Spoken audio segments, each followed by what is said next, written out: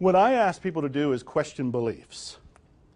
Question beliefs. This is one of the reasons you want to be in miracles coaching. You want to have a coach of some sort. I'm going to talk about that a little bit more in a minute.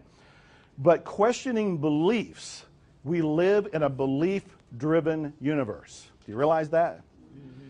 When you change your beliefs, you change your reality. How many here would like to attract money?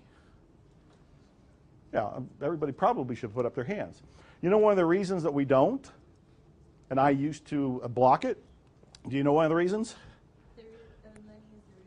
Yeah, we have this thought in our head. You can all complete the sentence. Money is the root of all. That's a program in our head. It's not an accurate statement, but it comes from a source we haven't questioned. And if you haven't looked at it like, is that a belief or is that a fact, you can let that run in your unconscious mind as a programming. And that programming will set it up so you don't have much money. It will allow some money. Have you ever noticed that you usually can squeak by? Have you ever noticed that you're able to get just the amount of money you need to pay your bills? I used to think back, how come when I'm in poverty, you know, and I've got this apartment payment and I got this car payment and I'm struggling, how come I'm able to raise just that amount of money? How come? And not much more. It's because we're allowing ourselves to survive, because that's permissible. We allow ourselves to survive, but we don't allow ourselves to prosper. We don't allow ourselves to thrive. Why not? Because of the beliefs we have about money, about deservingness, about success, and about what people do that we hear about. A large part of what's going on is programming from the media. You know, when I was growing up, Gilligan's Island was one of the TV shows on. You remember it, apparently. She's laughing already, like, oh, that one show was great. And if you think about it, there was the older couple who were very wealthy. And when you watch the show, they're a great source of humor. And you enjoy them and you laugh at them and everything, but unconsciously you're thinking to yourself, I don't want to be them. Wealthy people get laughed at. Wealthy people aren't very likable. They're funny. They're strange. And then you watch some of the movies that are out there. One that comes to mind is Wall Street with Michael Douglas and the famous thing about greed is good. And you start concluding that, oh man, all these people with money and these corporations, they're all ruining their lives, they're all evil, they're all doing things that are bad for the universe or bad for the environment or bad for us. And you forget, you're being programmed by the media. Television, movie, they call that stuff programming for a reason. It's programming you.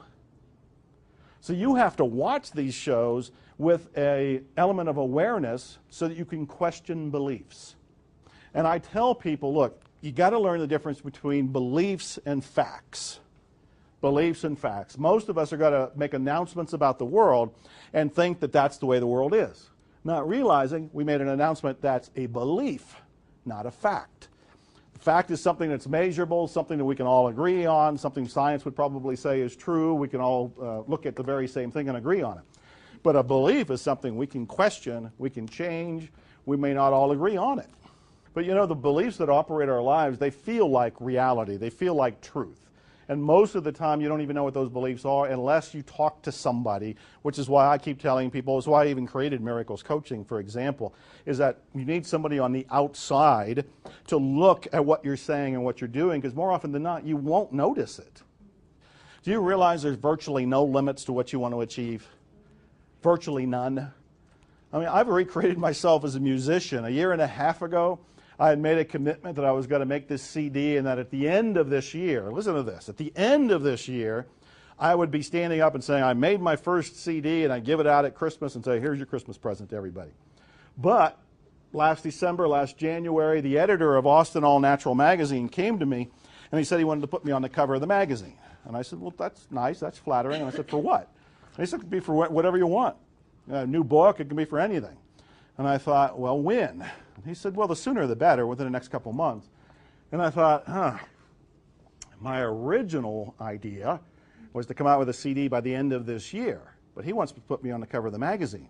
Could I come out with the CD in 3 months rather than 10 or 11 months? And I sat with this and thought, okay, this is pushing buttons in me. Question my beliefs. What's possible? Is it possible? Entirely possible.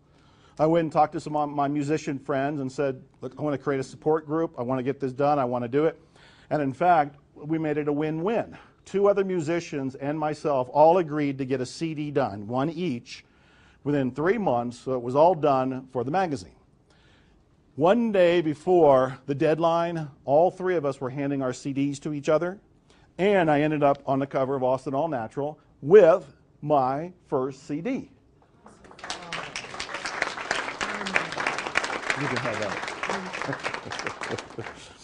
that. And to show you how this works, that's cool, right?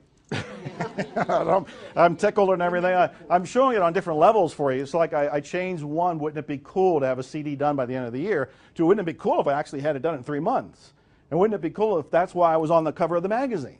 Please relate to all of this. Whatever you're trying to do, we all go through those periods of insecurity, those periods of questioning things, and I'm talking about questioning beliefs here. This is how it works. You know, I'm questioning beliefs. I'm questioning what's possible. I am actually doubting limits. When people say it's not really possible, I go, why not? Why isn't it possible? What can we achieve? What would be better than even what we've already been talking about? And I keep wanting to up the ante because this is how I'm exploring the gusto of life. You know? Is this cool or what? Yeah.